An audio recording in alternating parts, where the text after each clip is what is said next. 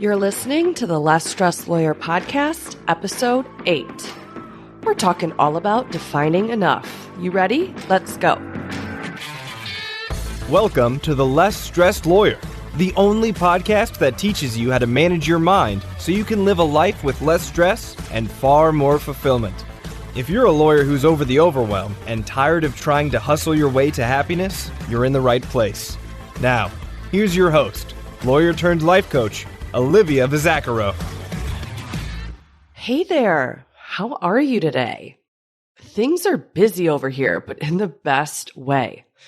In the last episode, I told you a bit about the Less Stressed Lawyer Mastermind that I've created, and so much has been going on since I last spoke to you. I've been putting the final touches on the incredible in-person event that kicks off the 6-month mastermind. It is in this beautifully restored firehouse in downtown Detroit. It is just truly kind of like magical. I just love it there. It's called the Detroit Foundation Hotel.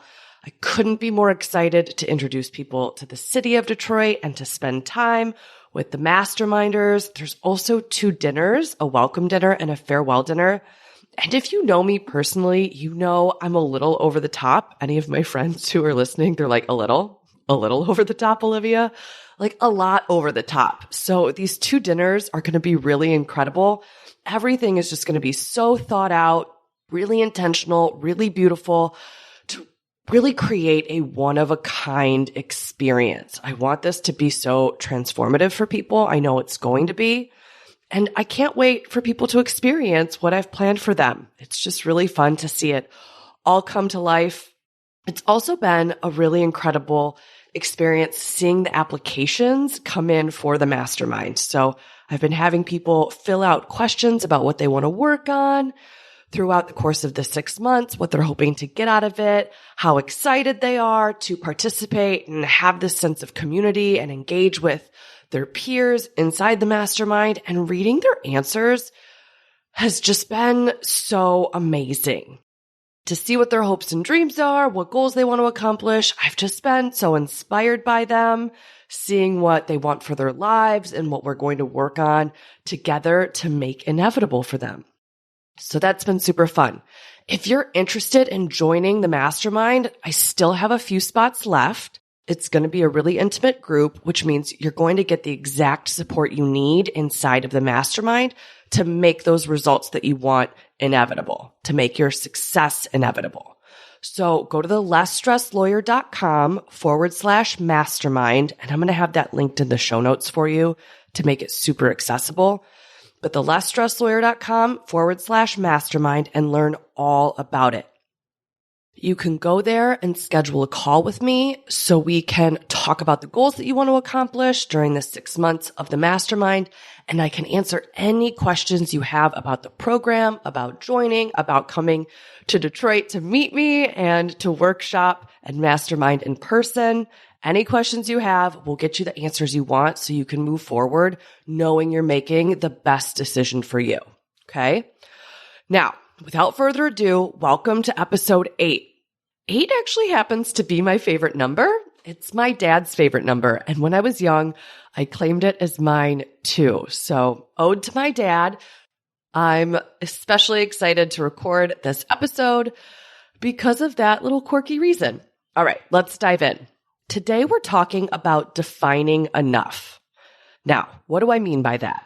In so many different areas of our lives, we don't define what enough is. Instead, we use really vague words to describe our goals or our standards, okay? We use words like less or more or enough with respect to a particular goal that we're striving to meet. Examples of this look like, I want to work less. I want more free time. I don't make enough money. I want to make more money. I need to be more productive. I'm not efficient enough. I should be more responsive. I didn't do a good enough job. I don't have enough experience. I'm not smart enough. I need to be more organized. I'm not far enough along. I haven't made enough progress. You guys can see what I'm starting to say here, right? You get the hang of it. We use more, less, enough And it's really hard to understand what it is that you're aiming for when you use terms like that because they're really vague or ambiguous. They're really undefined, right?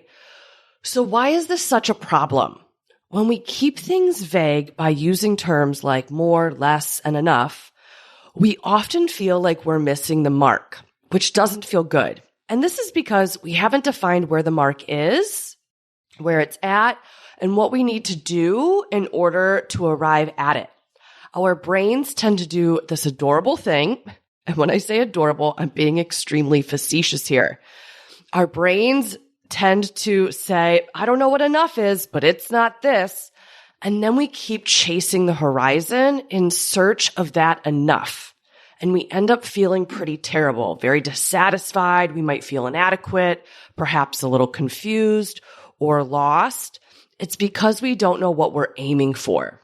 So using vague definitions of enough is problematic for that reason. It's also problematic because we make working towards the goal so much more challenging when we use terms like this. If you don't know what you're aiming for, it's really hard to reverse engineer the path to get where you want to go.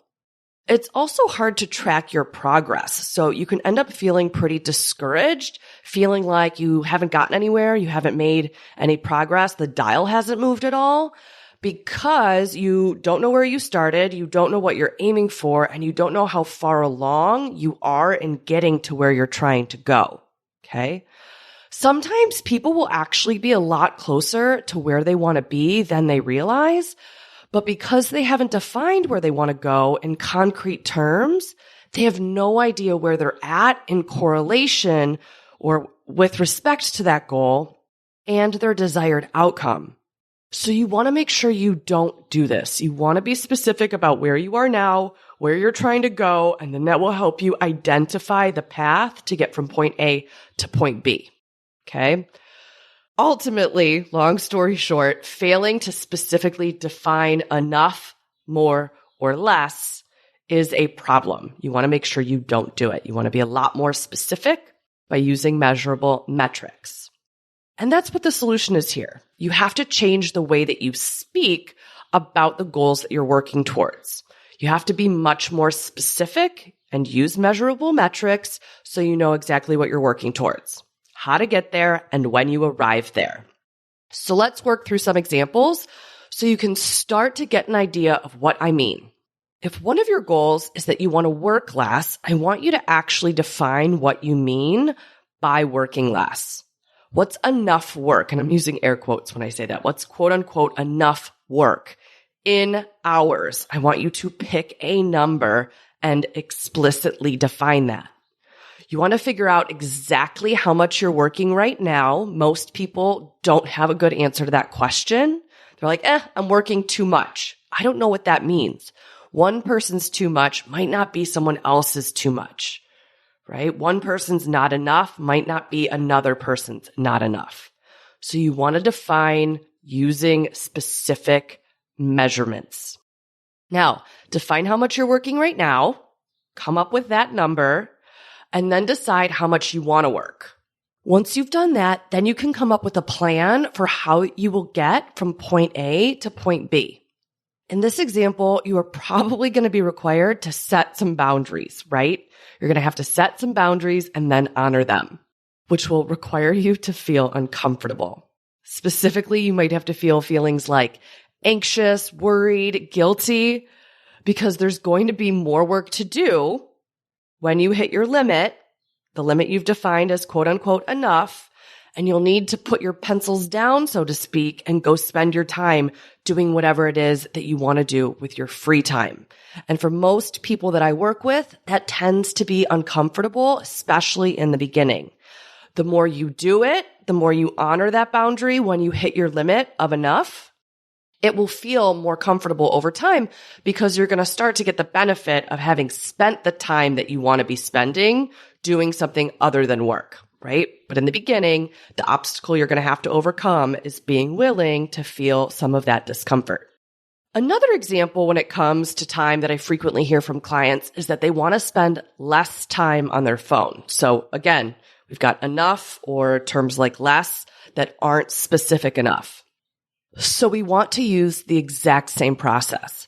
How much time do you currently spend on your phone? You want to come up with that measurable metric, whether it's number of minutes or more likely than not, the number of hours that you spend on your phone.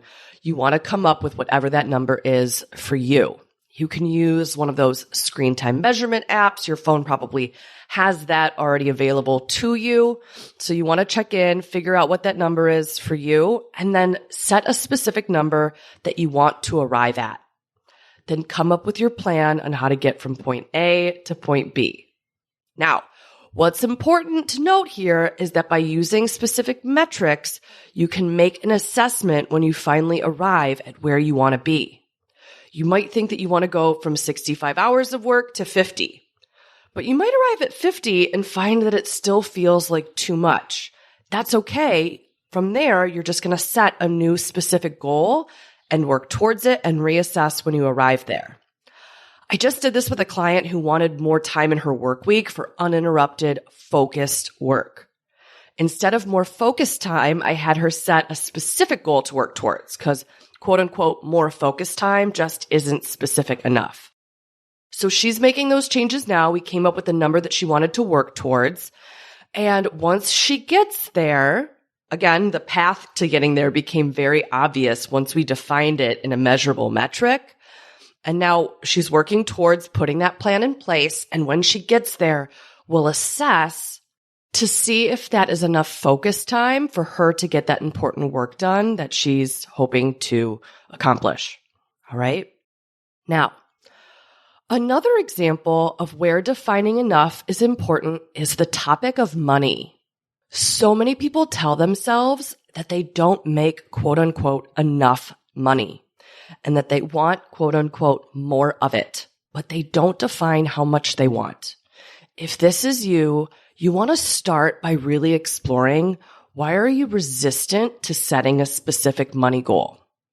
If some money mind drama comes up for you, you want to know that so you can get to work on working through some of your limiting money beliefs, your resistance to talking about money, having more money, all of that. That's going to be really important for you to be able to accomplish your goals without your mindset presenting as an obstacle getting in your way. Now, money is always a math problem. So when you set a specific goal, the math becomes clear, and what you need to do to make the math work will also become obvious. Depending on the number you choose and the date by which you want to achieve that goal, you may need to do things like ask for a raise, change your compensation structure wherever you work so you're receiving some of the originations for clients that you bring in, right? Maybe you need to switch jobs. My cousin Emily always says, it pays to quit. And what she means by that is if you look up studies, you'll see that the biggest pay increases typically come from when you switch jobs. They're not going to be your merit raises that you get on an annual basis. Maybe you'll find once you define your money goal that the best way for you to accomplish it is to start your own business. That was one of the reasons that drove me to start my own business. I had pretty audacious money goals, and I figured that the best way for me to be able to accomplish them was to stop exchanging time for money at a certain point and create a business that was scalable so I would be able to make more without working more. Okay, so maybe that's you. You may need to increase your prices or create more clients. Whatever it is, the path forward becomes so much more apparent when you pick a specific monetary goal that you're working towards. This is an area where there tends to be such significant dissatisfaction, right? People really feel like they're not where they want to be when it comes to how much money they make. So defining enough here really helps dial down that dissatisfaction. And this is in part because it forces you to accept what you have when you arrive at where you decided to be. For instance, I am actively working towards building a business where I will make 7 figures a year. Now, that's not going to happen this year, and I'm okay with it because the math doesn't work out right now. Based on what I offer, I'm switching to that group model where I'm going to be serving people in a mastermind structure. But most of my coaching practice right now is a one-on-one practice, right? And I only have so many hours in a day. And based on what I charge my clients, it doesn't lead to $1 million, right? So I'm really okay with where I'm at right now. My business is very successful. I make a lot more than I did last year, again, because of the way that the math works out. But even though I'm not where I ultimately want to be, I'm able to be really satisfied with where I am right now because I've set specific goals. I'm working towards them. I'm able to accomplish the goals that I've set. The path to where I want to go is very clear in my mind. So it really alleviates any dissatisfaction when it comes to making money. You're going to want to do this too. Okay. It'll help you be very accepting of where you currently are, and you'll have a lot of clarity about how to get where you want to go. All right. Now for some other work-related terms that I see people talk about all the time. Words like productive, efficient, responsive, and timely. What do those words mean for you? Are your definitions measurable? If they aren't, you're going to want to change them. We'll start with being quote unquote more productive. How can you measure that? One way to measure that is in the number of assignments that you accomplish each day. You're able to track that, right? Or you can track the number of hours that you work in a given day. That might be the metric that you use to measure your productivity. All right. Now, do you see how when you assign a numeric value to the term productive, it makes it so much easier to track and discern whether or not you are actually being productive? The same thing goes with being efficient. How do you define that word? I often teach my clients to track the number of hours that they're at work versus the number of hours that they're working or billing. If you're in a billable hour model, this will make a ton of sense to you. Perhaps efficient for you is billing 7 or 7.5 hours out of 8 instead of only billing 5 hours out of 8, right? You really want to focus on the ratio of hours worked versus hours at work when it comes to being efficient. That's been my favorite way to define efficient. But again, you are welcome to come up with your own definitions here. You just want to make sure they are measurable. All right. And again, you can see how when you define these terms in a measurable way, the tweaks that you need to make in order to arrive at the metric that you've chosen as your goal, those tweaks become so much more apparent. You might need to take a shorter lunch. You might need to spend less time chit-chatting with colleagues.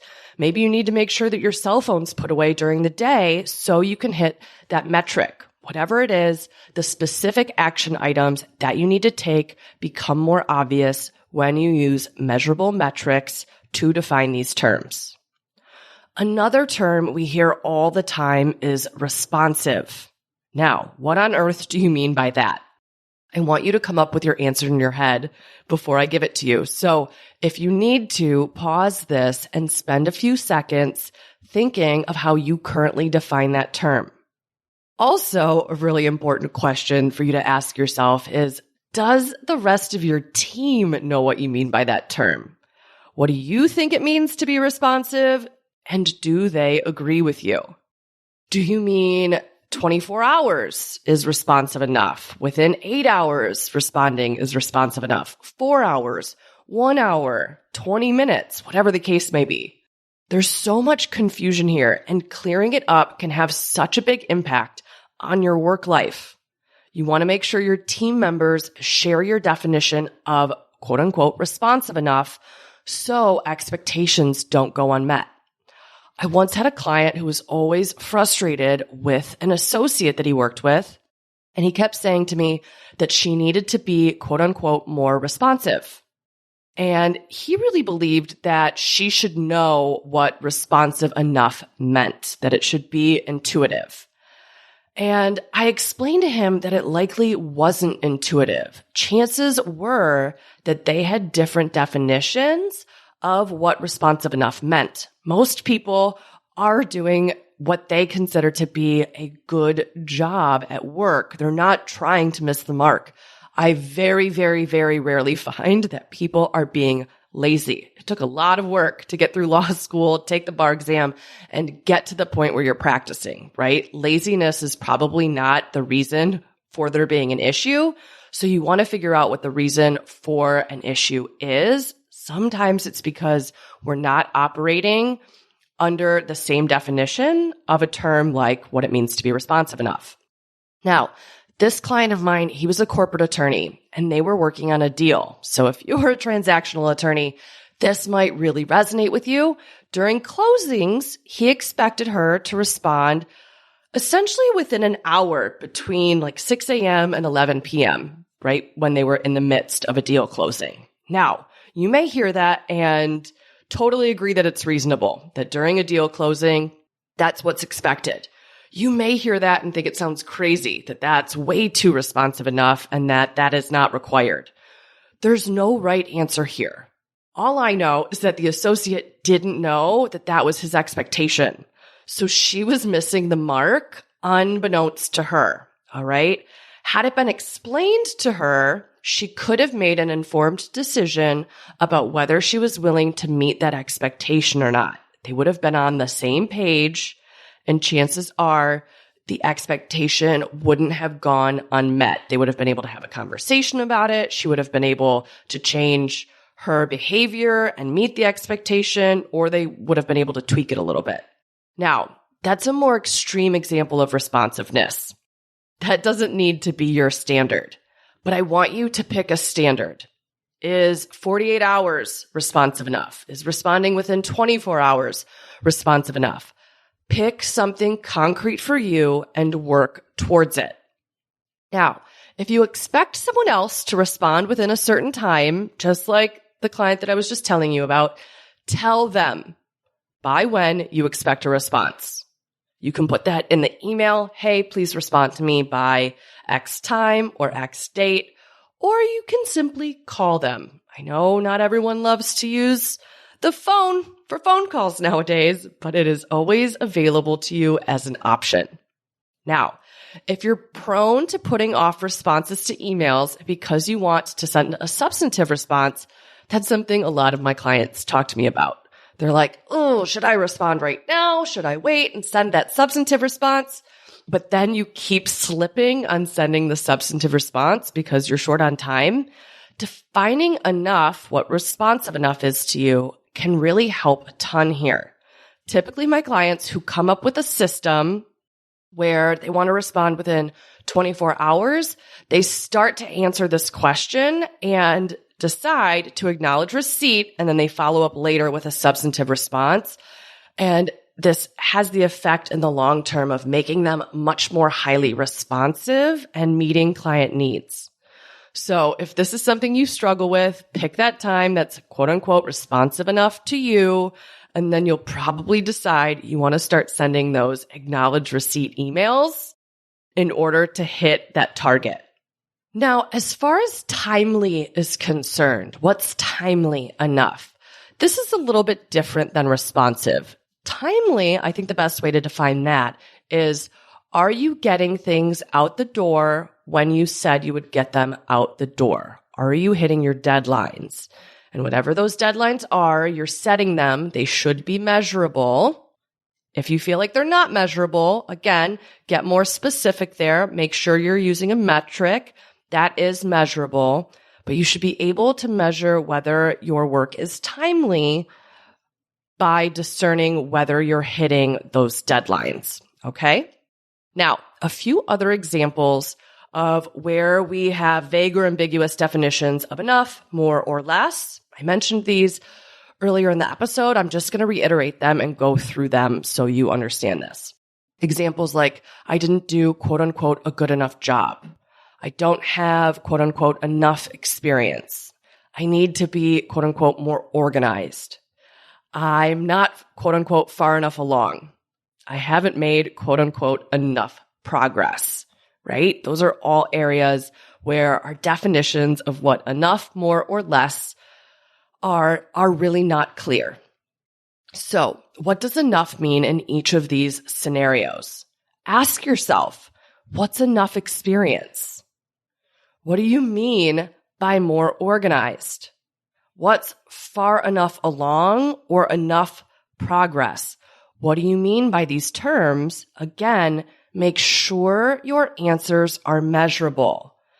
Enough experience might be number of years or number of times you've done a particular task, maybe argued a motion or tried a case, closed a deal, whatever the case may be. You want to define what enough experience is so you know when you hit that mark. Normally, enough experience comes up when we feel unready or inadequate or unprepared.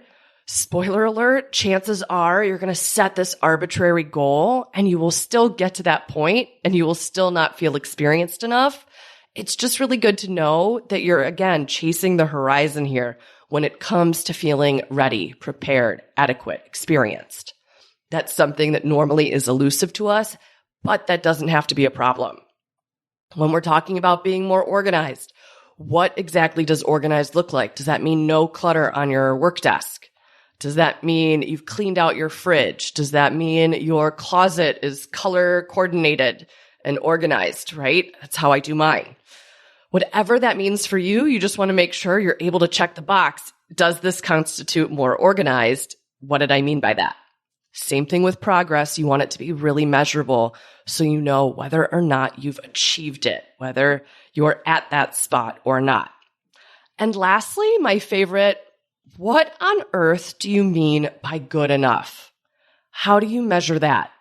How will you know when you've arrived there? Listen, I'm a recovering perfectionist.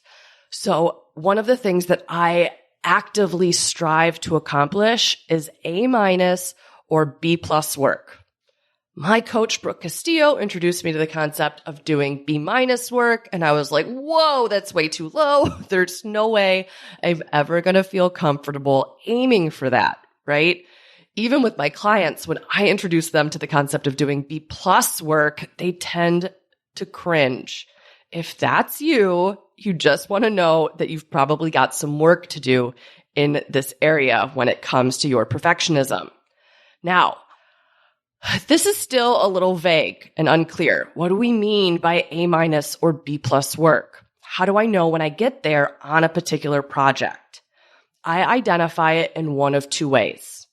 One question that I ask myself to determine whether or not I've arrived at A- or B+ work is, can I say that I'm proud of the work I've done? Can I say that I was thoughtful about it? If the answer's yes, I've done a quote unquote good enough job. It's not perfect. It could probably be better if I spent more time on it, but can I say I'm proud of it? Can I say I was thoughtful in going about how I accomplished it? If I can answer yes, I've done a good enough job.